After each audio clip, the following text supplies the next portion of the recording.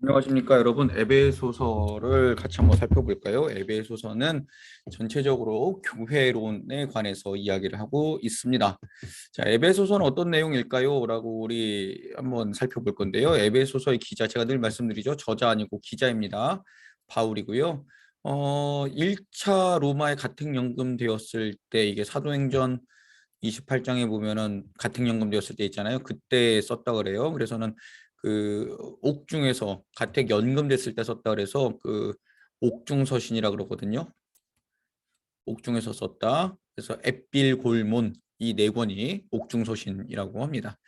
자, 에베소 교회 성도들에게 그 편지를 썼는데요. 3차 전도 여행하고 마지막으로 이제 그 예루살렘으로 돌아갈 때 거기서 밀레도에서 에베소의 장로들을 불러서 나의 달려갈 길과 주 예수께서 맡긴 사명 곧 은혜의 복음을 전하려 하면은 내 목숨조차 아끼지 아니하노라라는 그 감동적인 설교를 했던 데가 에베소 교회 장로 그 사람들 앞에서 했던 게 에베소 교회 장로들이잖아요.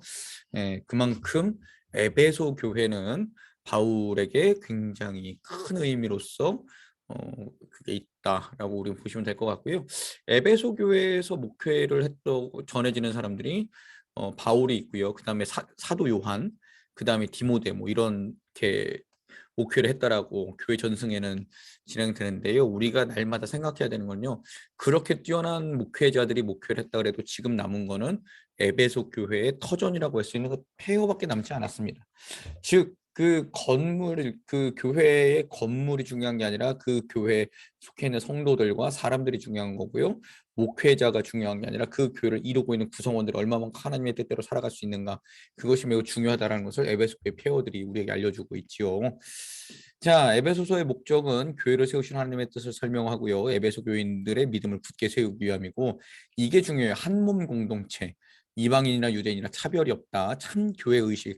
예수 그리스도를 머리로 우리는 지체다라는 것을 알려주는 것이 에베소서의 중요 내용입니다. 네, 그 3차 전도 여행 지도인데요. 우리 전에 봤었죠. 안디옥에서 출발해서 길리기아, 다소, 루스드라, 더베. 예, 여기가 갈라디아 교회, 갈라디아 지방이라고 그랬었잖아요. 그래서 쭉 와서 갈라디아서라 돼 있었는데 쭉 와서 에베소가 여기 있어요. 여기 작게 있지요.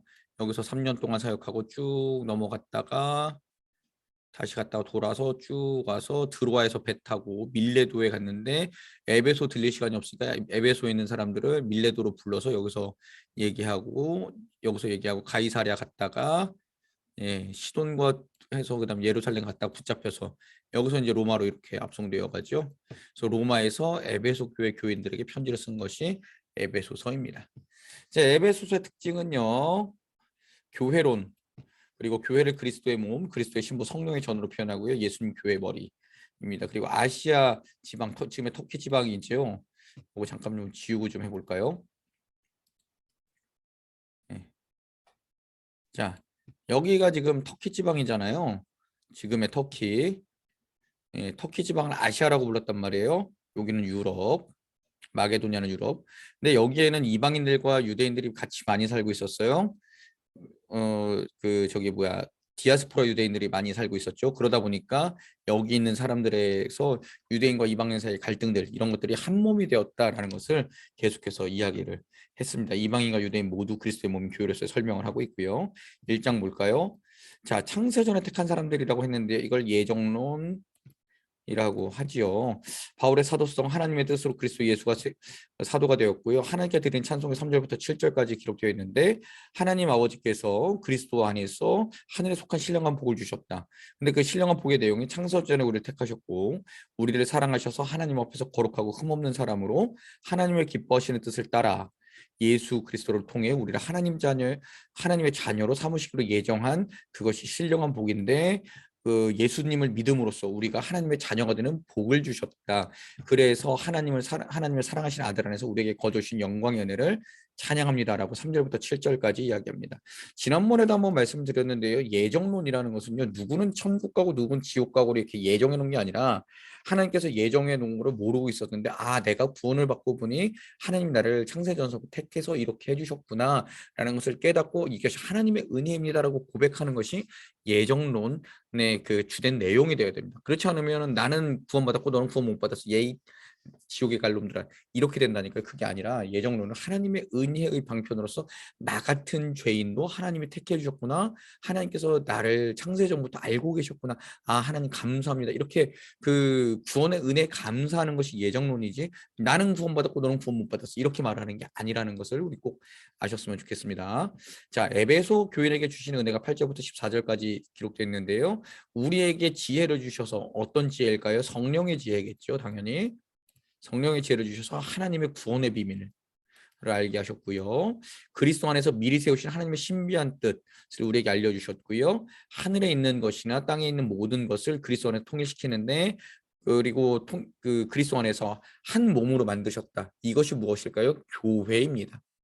한 몸을 그리스도 안에서 통일시켜서 한 몸으로 만드셨는데 예수를 머리로 하고 우리는 지체된 교회로서 통일시키셨다. 그리고 우리를 하나님의 상속자로서 하나님의 계획 안에서 예수 그리스도 안에서 하나님의 상속자. 하나님의 상속자면 여러분 예수 그리스도의 그 구원의 영광에 동참하지만 로마서 8장에 보면 그의 고난에도 동참하라고 로마서 8장 우리에게 가르쳐 주거든요. 우리 하나님의 상속자로서 영광만 받는 것이 아니라 주님의 고난에도 동참할 줄 아는 주님의 비난에도 동참할 줄 아는 그 자리에까지 나아가야 될 줄 알겠습니다. 에베소의 교인들 당신들은 그리스도 안에서 진리의 구원의 말씀을 듣고 예수를 믿었고 성령의 인치심, 날인 지금은 도장 안 찍지만 옛날에 도장이 되게 중요한 거였죠. 특별히 관인이 굉장히 중요한 거였어요. 그래서 성령의 날인을 받았다. 그래서 구원받았으므로 하나님의 영광을 찬양할 수 있는 권리가 여러분들께 주어졌습니다.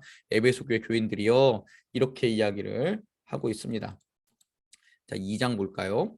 그래서는 그 에베소 교회 교인들을 위한 기도를 계속해서 이어가는데요. 주 예수 안에서 너희 믿음이 알려졌고 성도를 향한 사랑이 알려졌고 그래서 부르심의 소망이 있다. 여기에도 믿음과 소망과 사랑의 기도를 내가 하겠다라고 지금 바울은 이야기하고요. 기도의 내용이 뭐냐면 우리 주 예수 그리스도와 영광의 아버지께서 계시의 영을 주셔서 믿음의 눈을 밝히시고 우리의 부르심의 소망과 하나님의 영광을 이어받는 것이 얼마나 큰지를 알게 해주십시오. 에베소 교인들이 이걸 알았으면 좋겠습니다. 그리고 우리에게 베푸신 능력이 얼마나 큰지를 믿음의 눈을 들어서 믿음의 눈을 밝혀서 볼 수 있게 해주십시오. 하나님의 능력이 예수님을 죽은 사람들을 살리시고 오른편에 앉게 하셨는데 그 예수님을 모든 통치와 권세와 능력과 오가는 모든 세력에 더 뛰어나게 하셨고 만물을 예수님의 그 이름 아래 복종하게 하셨고 예수를 만물 위에 세우는 교회의 머리로 세우셨는데 교회는 예수님의 몸이고 만물이 충만하시게 하는 충만함을 그 에베소 교인들이 알게 해주십시오라고 바울이 기도하는 내용이 1장의 마지막 부분에 기록되어 있습니다. 자, 2장 말씀 볼까요? 자, 구원은 하나님의 선물이라고 주제를 잡아봤는데요. 2장엔요. 예수님에 관해서 이렇게 설명을 합니다. 그는 허물과 죄로 죽었던 우리를 살리셨다. 우리는 바울과 에베소 교회 교인들 다죠. 우린 다 허물과 죄로 죽을 수밖에 없었지만 주님께서 살리셨다. 에베소 교인들 당신들은요. 이 세상의 풍조를 따랐고요. 공중의 권세 잡은 자를 따랐고요.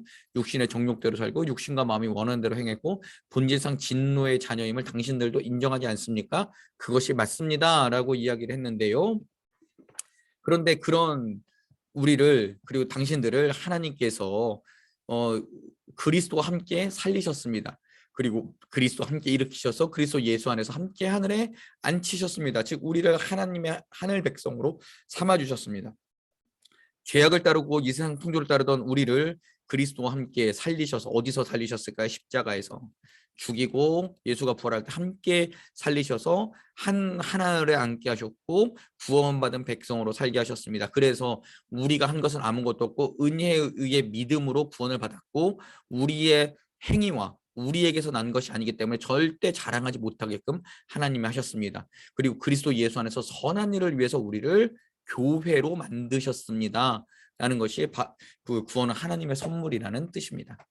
자, 그리고 그 구원을 받은 우리를 어떻게 했냐면요. 에베소 교인 당신들은 원래는 이방인이고 할례받지 않고 율법이 없는 사람들이지 않습니까? 그리고 그리스도 밖에 있었고 이스라엘이라는 나라 밖의 사람이고 언약에 대해서는 외부인이고 세상에서 소망도 없고 하나님도 없는 자들이었는데 하나님과 멀리 있었는데 누가요? 그리스도 예수 안에서 예수의 피로 하나님과 가까워지게 되었다. 하나님과 붙게 되었다. 연합하게 되었다.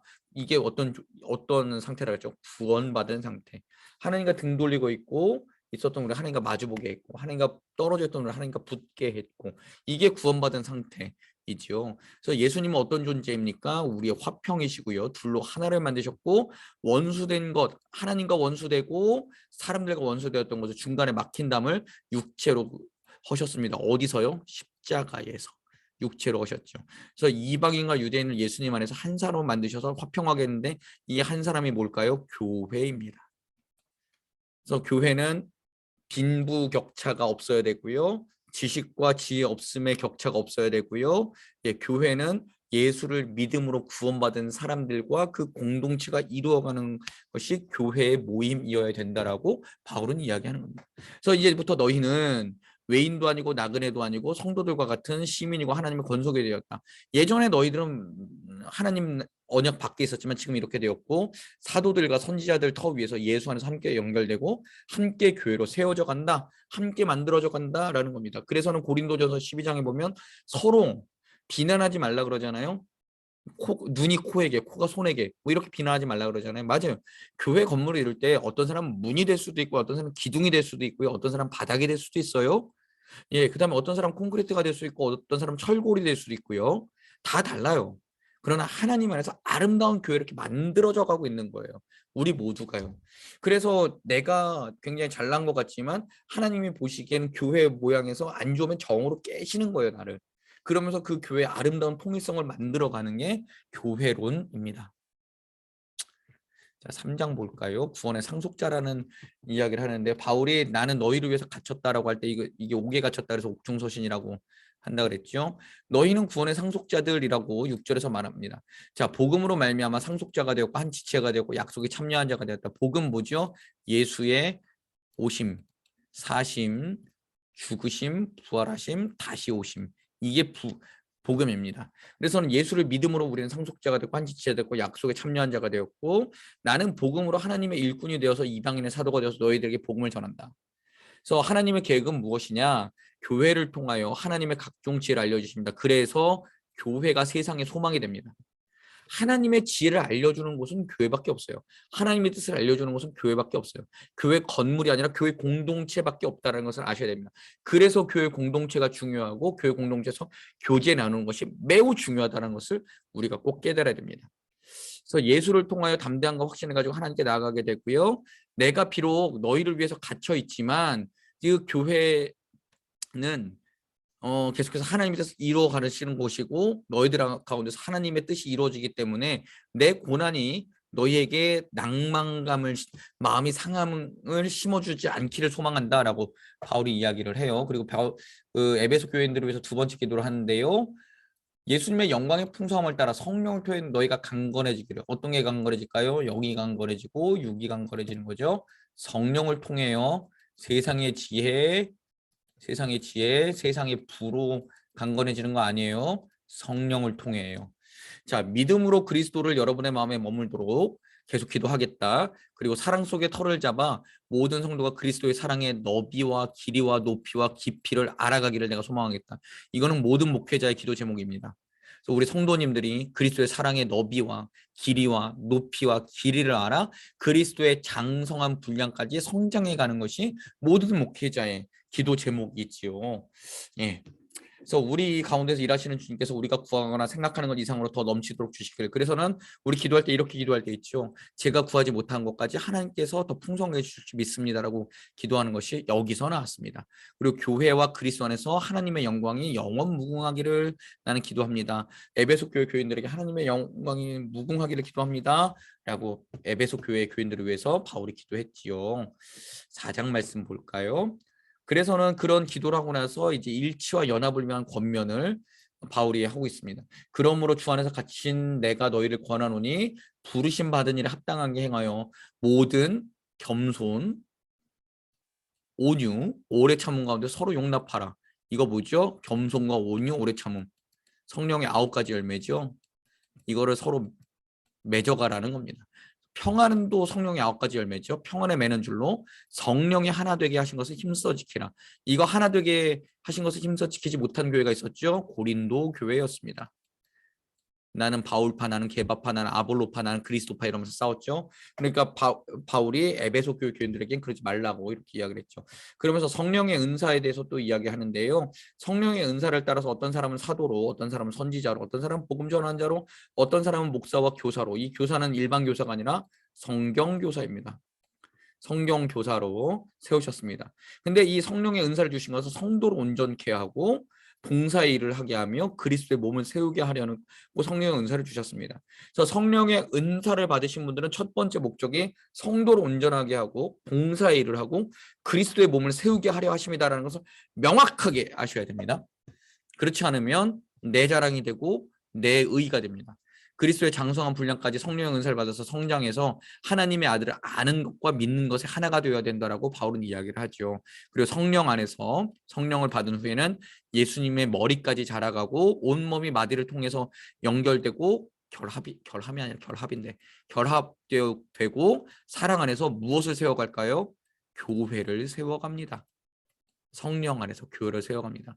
그래서 우리 교회 하나님의 기쁨이 되는 교회 만들기 위해 성령의 은사 받으신 분들이 더 많이 겸손하고 더 온유하고 오래 참고 서로 용납하고 평안에 매는 줄로 하나가 되게 하신 것을 더 힘써야 되는 것이 우리의 사명입니다. 자, 그리스도 안에서 새 생활 볼까요? 여태까지는 이방인의 허망한 것으로 살았는데 그렇게 행하지 말라고 바울이 이야기하죠. 그들은 총명이 어두워져서 하나님의 생명에서 떠났고 감각 없는 자가 되어 방탕의 자신을 버렸고 더러운 욕심을 행하는 자들이 이방인인데 여기 따라하지 말라라고 이야기하면서 성령 안에서 새롭게 되는 삶을 살아가라고 합니다. 유혹의 욕심을 따라 썩어질 옛사람을 벗어버리라. 참 쉽지 않죠. 썩어질 옛사람 벗어버려야 되는 건 아는데 쉽지 않습니다. 그래서 날마다 우리는 성령 충만함을 구해야 됩니다. 심령이 새롭게 되어 하나님을 따라 의와 진리의 거룩함으로 지은 새 사람으로 되기를 날마다 기도해야죠. 하나님, 날마다 나는 옛날에 과거에 나는 죽고 날마다 새로운 사람으로 태어나게 해주십시오라고 기도해야죠. 거짓을 버리고 이웃에게 진실을 말하고 우리는 한 몸이고 한 지체임을 날마다 생각하며 다른 사람들을 내 자신같이 사랑할 수 있어야 된다가 바울의 권면이고요. 마귀에게 틈을 주지 말고 도둑질하지 말고 자기 손으로 수고하라는 거는요. 다른 사람들을 돕기 위해서 내가 수고할 수 있어야 된다는 겁니다.